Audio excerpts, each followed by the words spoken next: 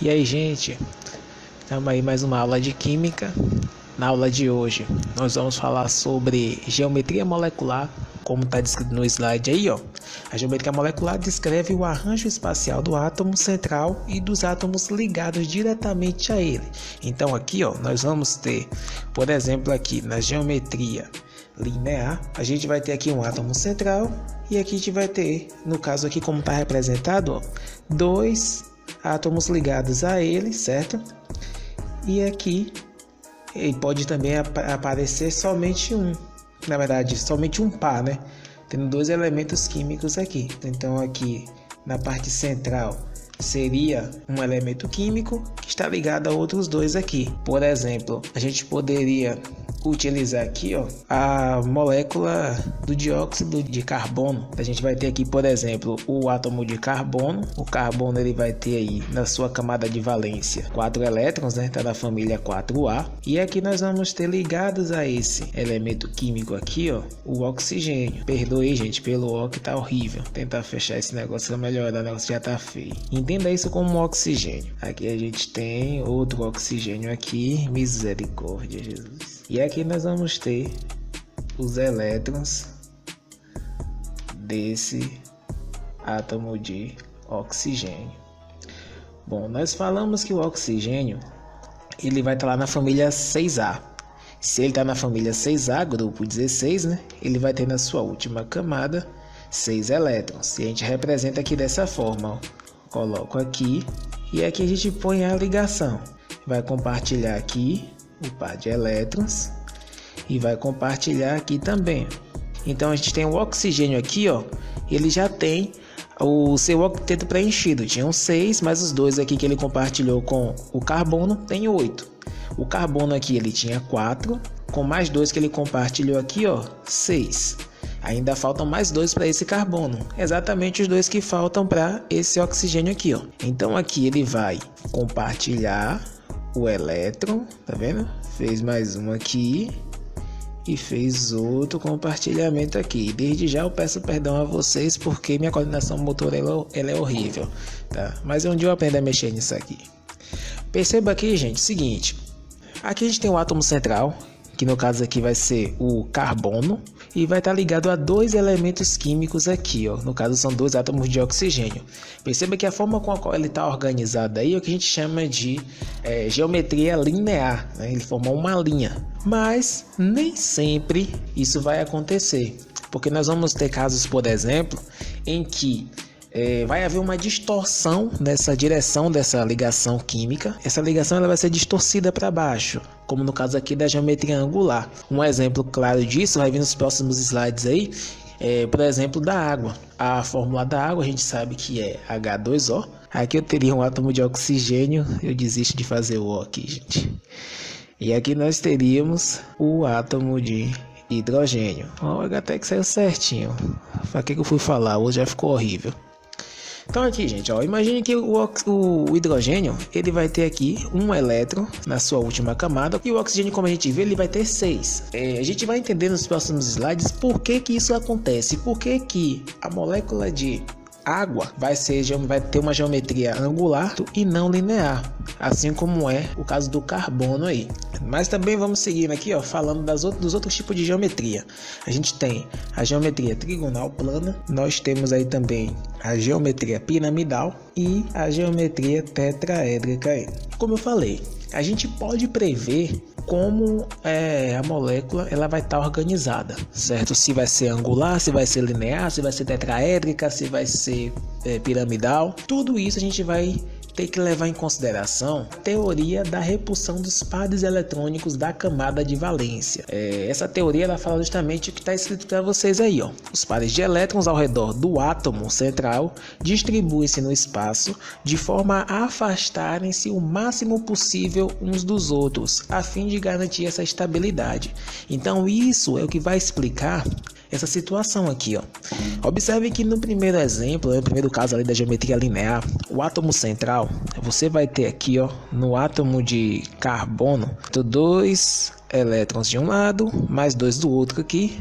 E quando ele faz a ligação com o oxigênio, perceba que não tem nenhum elétron livre aqui nesse átomo de carbono. Não sobrou nenhum elétron. Por quê? Porque todos estão ligados aí. Já no caso da água, né? A molécula de H2O aqui, ó, o que vai acontecer é justamente isso. Você tem elétrons livres sobrando aqui, ó, tá? E de acordo com a teoria da repulsão, esses elétrons eles vão afastar, eles vão empurrar, vão distorcer a ligação para poder estabilizar a molécula. Então aqui, ó, seria o questionamento, mas eu já acabei respondendo aí. Como os átomos da molécula da água se distribuem no espaço? Então é isso que vai acontecer, ó. Você está vendo aqui que no caso nós vamos ter na molécula de água, beleza? Ela não pode ser linear, justamente porque existe aqui, ó, pares de elétrons, certo? Livres, que vão provocar essa distorção aí, ó. Então vai estar aqui, ó, ela vai empurrar, né, em outras palavras, essa ligação para baixo. Aqui já seria no caso a resposta, né? Então ela vai fazer vai propor essa repulsão aí. Tá vendo? Olha aqui, nesse slide está melhor explicado. Pode aparecer aí, gente, eu não sei se já apareceu, né, algum aviso assim no meio do slide. É porque, né, essa versão desse programa que eu acabei utilizando para nossa aula não é uma versão, é uma versão de teste, não é uma versão registrada ainda. Nós aqui, ó, falamos sobre essa molécula de água, onde você vai observar que vai haver essa repulsão da ligação, tá vendo? Porque esses elétrons não ligantes aqui, ó, eles vão meio que empurrar essa ligação para baixo. Então, sempre que tiver elétron livre no átomo central, lembre disso, vai haver distorção na direção das ligações. Vamos imaginar assim, que inicialmente era reto, desse jeitinho aqui, no que está errado. Só que essas ligações, esses elétrons livres aqui, elas vão, de acordo com a teoria da repulsão dos pares eletrônicos, elas vão empurrar e distorcer, né, essa ligação que acontece entre os elementos químicos aqui.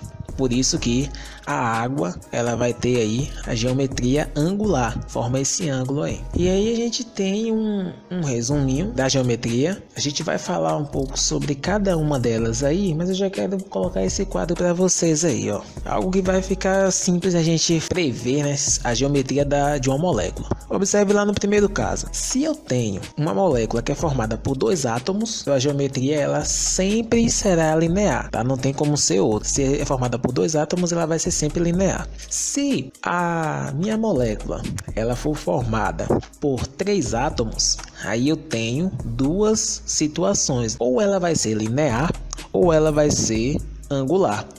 Mas para que ela seja angular, gente, é necessário que o átomo central ele apresente par de elétrons livres, como foi o caso da água, né? O oxigênio é o elemento central e ele tem aí, ó, os elétrons sobrando, fazendo com que haja essa repulsão. Então, se o elemento central tiver elétron livre, ele vai distorcer a ligação e eu vou ter a formação da geometria angular. Se eu tenho os 3 átomos e eu não tenho elétrons livres, aí volta aquele exemplo lá do CO2, porque o carbono não vai ter elétron livre sobrando.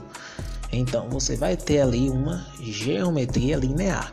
Se apresentar aí 4 átomos, né, existem 2 opções aí. Ou ela vai ser uma geometria trigonal plana, ou ela vai ser piramidal. Ela não vai ser piramidal se ela não tiver elétron livre. Se eu não tenho elétron livre no átomo central, ela vai ser trigonal plana. Se eu tenho, ela vai ser piramidal. E com 5 átomos, ela vai ter aí a geometria tetraédrica, tá? Só para exemplificar aqui, ó, para a geometria trigonal plana, certo? Um exemplo que eu posso aplicar aqui para a gente, na piramidal, seria aqui, ó, a molécula da amônia. Porque, por exemplo, aqui, ó, a amônia, ela vai ser NH3. Né? Imagine aqui, gente, ó, o nitrogênio, o N eu vou fazer aqui, ó, ele vai ter 5 elétrons na sua camada de valência. O nitrogênio está lá na família 5A, grupo 15. Então significa dizer que ele vai ter 5 elétrons na sua camada mais externa, sua camada de valência. E o hidrogênio, apesar de estar na família 1A, o hidrogênio ele faz ligação covalente porque ele não é um metal, certo? Ele é um ametal. Então o nitrogênio ele vai ter um elétron, vai se estabilizar compartilhando justamente esse elétron aqui, ó. Então observe aí. Vai haver a ligação entre esses pares eletrônicos aqui, ó. No caso, o nitrogênio precisa ter 3 elétrons além do que ele já tem para poder ficar com 8. O nitrogênio precisa de mais um. Compartilhou aqui, ó. Pronto. Estabilizou aqui os dois. E agora vocês observem que vai ter aqui, ó, um par de elétron livre. Esse par de elétron que sobra, ele empurra, certo? As ligações mais para baixo, tá bem? Fazendo justamente com que aconteça aí essa repulsão dos pares eletrônicos aí. Um exemplo aqui de geometria tetraédrica seria aí, por exemplo, ó, o CH4, né? A fórmula do metano, tá? A molécula de metano aqui, ó, CH4. Nós vamos ter aqui 5 elementos químicos, né? 5 átomos. O carbono vai ser o elemento central, tá vendo? O carbono aqui ele vai ter 4 elétrons na camada de valência. Então vou colocar aqui, vou representar os 4 elétrons do carbono. E cada um desse aqui, ó, eu posso fazer um hidrogênio, né? Eu posso fazer não, né? Vai ser um hidrogênio, porque a ligação é entre carbono e hidrogênio. Então, vocês observem aí que se ele vai ter 5 elementos químicos aqui, ó, obviamente que a geometria molecular aqui vai ser a geometria tetraédrica. E aí vocês percebam, aqui, ó, não vai ter elétron livre nesse caso. Tá vendo? Aqui, ó.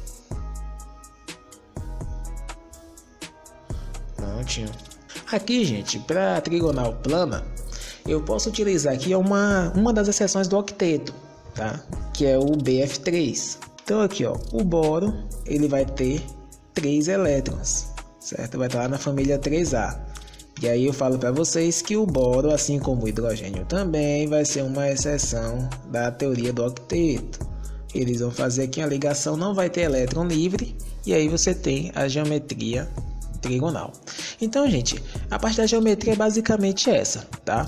É bem tranquila. Então, a gente vai ter essas opções aí. Ou a geometria vai ser linear, ou ela vai ser angular, ou ela vai ser trigonal plana, ou ela será piramidal, ou ela será tetraédrica. Para que ela seja linear, ela vai acontecer se ela tiver 2 ou 3 elementos químicos. Lembrando que na linear ela não admite elétrons livres no átomo central para 3 elementos químicos. As demais vocês já estão vendo aí no quadro, certinho?